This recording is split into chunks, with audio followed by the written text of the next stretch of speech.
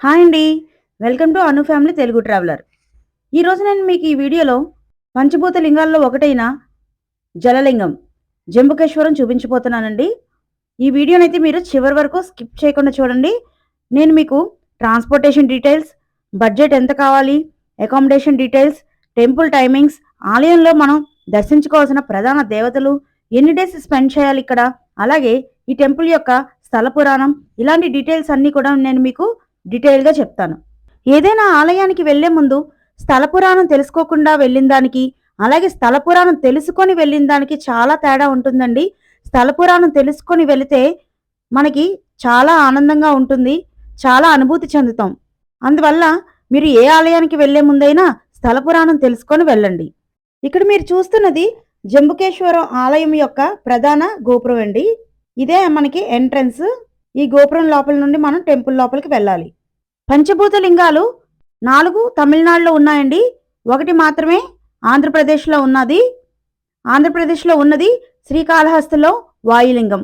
ఇంకా తమిళనాడులో ఉన్న 4 లింగాల విషయానికి వస్తే అరుణాచలంలో అగ్నిలింగం, కంచిలో పృథ్వీలింగం, చిదంబరంలో ఆకాశలింగం, జంబుకేశ్వరంలో జలలింగం. మెయిన్ గోపురం నుండి ఎంటర్ అయిన తర్వాత మనకి లెఫ్ట్ సైడు వినాయకుడు టెంపుల్ ఉంటుందండి. రైట్ సైడ్‌కి సుబ్రహ్మణ్య స్వామి వారి టెంపుల్ ఉంటుంది. ఈ 2 దర్శించుకున్న తర్వాత టెంపుల్ లోపలికి ఎంటర్ అవ్వాలి. ఈ జంబుకేశ్వరం ఆలయం ఎక్కడ ఉంది అంటే భారతదేశంలోని తమిళనాడు రాష్ట్రంలోని తిరుచినాపల్లి జిల్లాలో ఈ శివాలయం ఉందండి. ఈ ఆలయం నీటి మూలకాన్ని లేదా నీరుని సూచిస్తుంది. జంబుకేశ్వరుని గర్భగుడిలో భూగర్భ ప్రవాహం ఉంది. ఇక్కడ ప్రధాన దేవత జంబుకేశ్వర అంటే శివుడు. ఇక్కడ పార్వతీదేవి అమ్మవారు అఖిలాండేశ్వరి మాతగా దర్శనమిస్తారు. ఈ ఆలయాన్ని 2వ శతాబ్దంలో కోచెంగట్ చోళన్ నిర్మించారు. ఈ దేవాలయం చాలా విశాలమైన ప్రాకారాలతో ఎత్తైన గోపురాలతో ఉంది. దేవాలయం 5 ఎకరాల విస్తీర్ణంలో 5 ప్రాకారాలు కలిగి ఉంది. ఆలయానికి మొత్తం 7 గోపురాలు ఉన్నాయి. జంబుకేశ్వర స్వామివారు పశ్చిమాభిముఖంగా ఉన్నారు. ఆలయ ప్రాకారంలో మనం ముఖ్యంగా దర్శించుకోవాల్సిన దేవతల గురించి చెప్తున్నానండి. జంబుకేశ్వర స్వామివారి ఆలయం, అఖిలాండేశ్వరి దేవి ఆలయం, ప్రసన్న గణపతి ఆలయం, అలాగే అరుదైన శనీశ్వర ఆలయం కూడా ఉంది. దాన్ని కూడా దర్శించుకోండి. మెయిన్గా వీటిని దర్శించుకోవాలండి. ఇవి కాకుండా ఆలయంలో ఇంకా చాలా చిన్న చిన్న ఉప ఆలయాలు ఉన్నాయి. అనేక మండపాలు కూడా ఉన్నాయి. వీటిని కూడా దర్శించుకోండి. ఇప్పుడు మీరు చూస్తున్నది ప్రసన్న గణపతి ఆలయం అండి. అఖిలాండేశ్వరి అమ్మవారి ఆలయానికి ఎదురుగానే ఈ ప్రసన్న గణపతి ఆలయాన్ని ప్రతిష్ఠించారు. ఎందుకంటే ఆలయంలోని అమ్మవారు తీవ్ర కోపంతో ఉన్నారని, అందుకే ఆదిశంకరాచార్యుల వారి సందర్శన సమయంలో అమ్మవారికి ఎదురుగా ప్రసన్న గణపతి విగ్రహాన్ని ప్రతిష్ఠించారు. అలాగే ఆమె కోపాన్ని తగ్గించడానికి ఒక జత శ్రీచక్ర కర్ణభూషణాలను కూడా ఆదిశంకరాచార్యుల వారే సమర్పించారని చెబుతారు. ఈ వీడియోలో చూడండి, ధ్వజస్తంభానికి అటువైపు వినాయకుడు, ఇటువైపు అమ్మవారి ఆలయం ఉన్నాయి. ఈ దేవాలయంలో అమ్మవారు స్వామివారి విగ్రహాలు ఒకదానికొకటి ఎదురుగా ప్రతిష్ఠించబడ్డాయి. అటువంటి ఆలయాలను ఉపదేశ స్థలాలు అంటారు. ఈ ఆలయంలో అఖిలాండేశ్వరి దేవి విద్యార్థినిలాగాను, జంబుకేశ్వరుడు గురువులాగాను ఉండటంతో ఇతర శివాలయాల మాదిరిగా ఈ ఆలయంలో శివపార్వతులకు తిరుకల్యాణం అంటే వివాహం నిర్వహించరు. జంబుకేశ్వరం పంచభూత క్షేత్రాలలో 2వది. జంబుకేశ్వరం తమిళనాడు రాష్ట్రంలోని తిరుచి పట్టణానికి 11 కిలోమీటర్ల దూరంలో ఉంది. జంబుకేశ్వరానికి తిమేవకాయ్, తిరువానై కావల్ అనే పేర్లు కూడా ఉన్నాయి. వీటి అర్థం ఇక్కడ ఏనుగుల చేత పూజలు అందుకున్న క్షేత్రం అని అర్థం. జంబుకేశ్వరం పవిత్ర కావేరీ నది ఒడ్డున ఉంది. స్థానికులు ఈ నదిని పొన్ని అని పిలుస్తారు. తమిళంలో పొన్ని అంటే బంగారం అని అర్థం. ఈ ఆలయం తిరుచినాపల్లిలో ఉంది. తిరుచినాపల్లిలో జంబుకేశ్వరుని ఆలయమే కాకుండా శ్రీ రంగనాథ స్వామివారి ఆలయం కూడా ఉంది. ట్రాన్స్పోర్టేషన్ విషయానికి వస్తే తిరుచినాపల్లిలో ఇంటర్నేషనల్ ఎయిర్పోర్ట్ ఉంది. ఎయిర్పోర్ట్ నుండి 15 కిలోమీటర్ల దూరంలో ఈ ఆలయం ఉంది. తిరుచినాపల్లి ఎయిర్పోర్ట్ నుండి శ్రీరంగంలో ఉన్న శ్రీ రంగనాథ స్వామి వారి ఆలయానికి 15 కిలోమీటర్ల డిస్టెన్స్. అలాగే శ్రీ రంగనాథ స్వామి వారి ఆలయం నుండి జంబుకేశ్వర ఆలయానికి 2 కిలోమీటర్ల డిస్టెన్స్. ఇంకా ట్రైన్స్ విషయానికి వస్తే నియరెస్ట్ రైల్వే స్టేషన్ శ్రీరంగంలో ఉందండి. కానీ ఇక్కడ అన్ని ట్రైన్స్ ఆగవు, కొన్ని మాత్రమే ఆగుతాయి. మన తెలుగు రాష్ట్రాల నుండి అయితే వారానికి 1 ట్రైన్ మాత్రమే ఉందండి. డైరెక్ట్గా శ్రీరంగానికి. శ్రీరంగం తర్వాత నియరెస్ట్ రైల్వే స్టేషన్ తిరుచినాపల్లి అండి. తిరుచినాపల్లిలో అయితే అన్ని ట్రైన్స్ కూడా ఆగుతాయి. మన తెలుగు రాష్ట్రాల నుండి తిరుచినాపల్లికి రీచ్ అవ్వడానికి వారానికి 1 లేదా 2 ట్రైన్స్ ఉంటాయండి. డైలీ ట్రైన్స్ అయితే ఉండవు. ఇంకా బెస్ట్ ఆప్షన్ ఏంటంటే చెన్నై చేరుకున్నారనుకోండి, చెన్నై నుండి శ్రీరంగానికి కానీ తిరుచినాపల్లికి కానీ చాలా ట్రైన్స్ అయితే దొరుకుతాయండి. ట్రైన్సే కాకుండా ఫ్రీక్వెంట్గా బస్సెస్ కూడా చెన్నై నుండి తిరుచినాపల్లికి కానీ శ్రీరంగానికి కానీ ఉంటాయండి. ట్రైన్స్ కానీ బస్సెస్ కానీ వద్దు అనుకున్న వారికి అక్కడ నుండి క్యాబ్స్ కూడా చాలా దొరుకుతాయండి. క్యాబ్స్ కూడా బుక్ చేసుకొని మనం వెళ్ళొచ్చు. జంబుకేశ్వరం నుండి సెంట్రల్ బస్ స్టాండ్కి అయితే 8 కిలోమీటర్స్ డిస్టెన్స్ అండి. అలాగే శ్రీరంగం రైల్వే స్టేషన్ నుండి అయితే జంబుకేశ్వరం ఆలయం 1.6 కిలోమీటర్స్ డిస్టెన్స్ అండి. అకామిడేషన్ విషయానికి వస్తే అన్ని రకాల బడ్జెట్ల వరకు కూడా ఇక్కడ మనకి రూమ్స్ అయితే దొరుకుతాయండి. 800 రూపీస్ నుండి 15,000 రూపీస్ వరకు కూడా మనకి రూమ్స్ అవైలబుల్గా ఉంటాయి. ఎవరి బడ్జెట్ తగ్గట్టుగా వాళ్ళు రూమ్స్ బుక్ చేసుకోండి. శ్రీరంగంలో అయితే దేవస్థానం వారి రూమ్స్ ఉంటాయండి, చాలా బాగుంటాయి. రూమ్స్ని మనం ఆన్లైన్లో బుక్ చేసుకోవచ్చు. ఈ టెంపుల్ ఆర్కిటెక్చర్ అయితే చాలా బాగుంటుందండి. మీకు చాలా పిక్చర్స్ పెట్టాను, చూడండి. టెంపుల్ టైమింగ్స్ విషయానికి వస్తే ఉదయం 6 గంటల నుండి మధ్యాహ్నం 1 గంట వరకు, అలాగే సాయంత్రం 4 గంటల నుండి రాత్రి 9 గంటల వరకు. ఈ టెంపుల్కి ఎంట్రన్స్ టికెట్స్ ఏమీ ఉండవండి.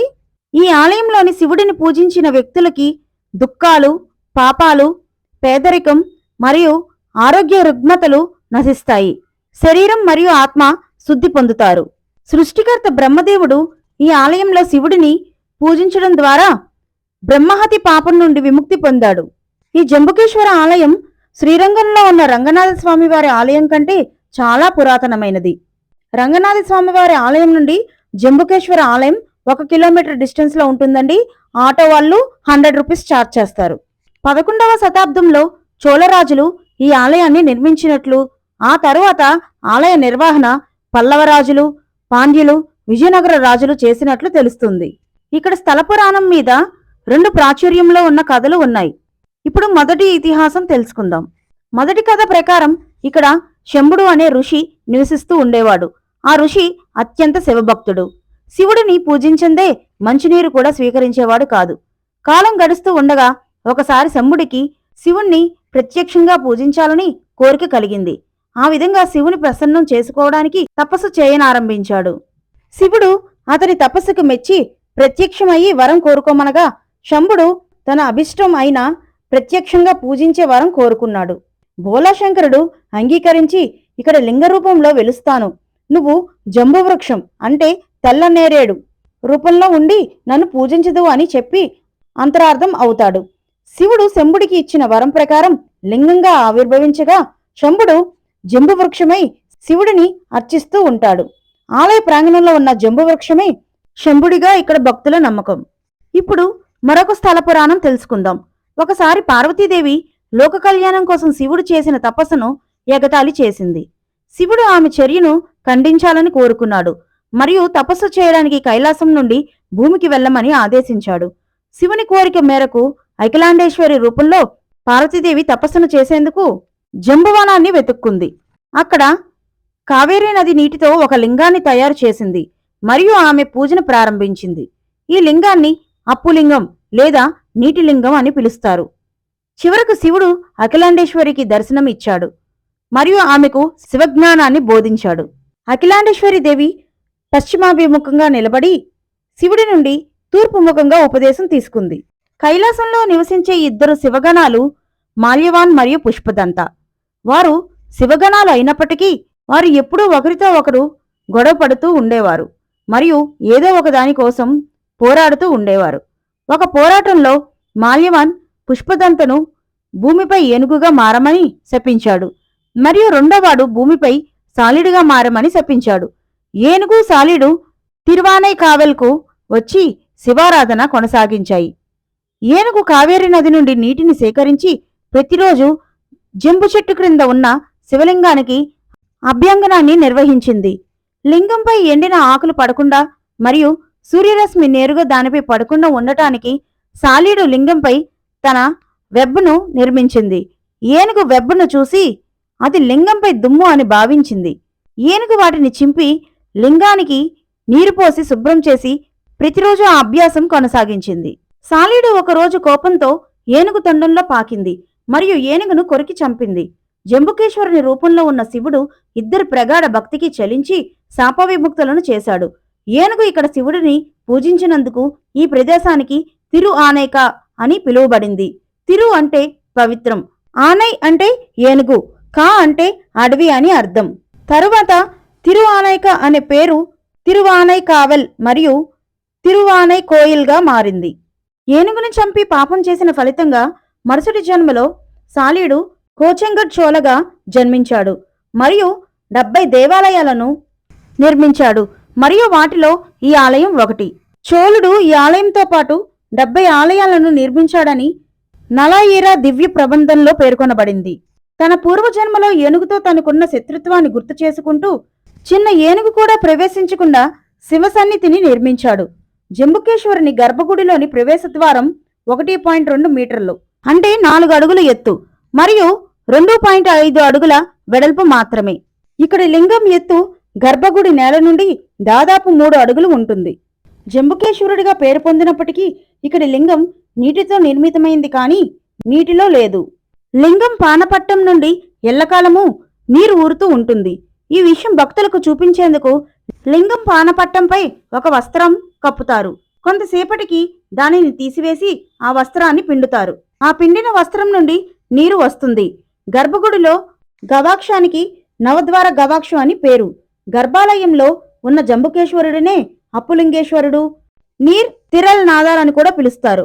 ఇక్కడ ఉండే అఖిలాండేశ్వరి అమ్మవారు చతుర్భుజాలతో నిలబడిన భంగిమలో ఉంటారు. 4 భుజాలలో పై 2 చేతులతో కలువలు పట్టుకున్నట్లు, క్రింది చేతులతో అభయహస్తం వరదముద్రతో ఉన్నారు. అఖిలాండేశ్వరి అమ్మవారు పూర్వం చాలా ఉగ్రరూపంగా ఉండేవారని, శంకరాచార్యులు ఈమె ఉగ్రరూపాన్ని ఆరాధించి ఉగ్రాన్ని తగ్గించడానికి తపస్సు చేసి అమ్మవారిని ప్రసన్నం చేసుకొని శాంతమూర్తిగా మార్చారని చెబుతారు. ఈ వీడియో మీకు నచ్చినట్లయితే లైక్ చేయండి. మీకు తెలిసిన వాళ్ళందరికీ కూడా తప్పకుండా షేర్ చేయండి. ఇంకా ఎవరైనా అను ఫ్యామిలీ తెలుగు ట్రావెలర్ ఛానల్ని సబ్స్క్రైబ్ చేసుకోకపోతే త్వరగా సబ్స్క్రైబ్ చేసుకొని పక్కనే ఉన్న బెల్ ఐకాన్ని ప్రెస్ చేయడం మర్చిపోకండి. ఈ ఆలయాన్ని దర్శించుకోవడానికి హాఫ్ డే సరిపోతుందండి. Thanks for watching.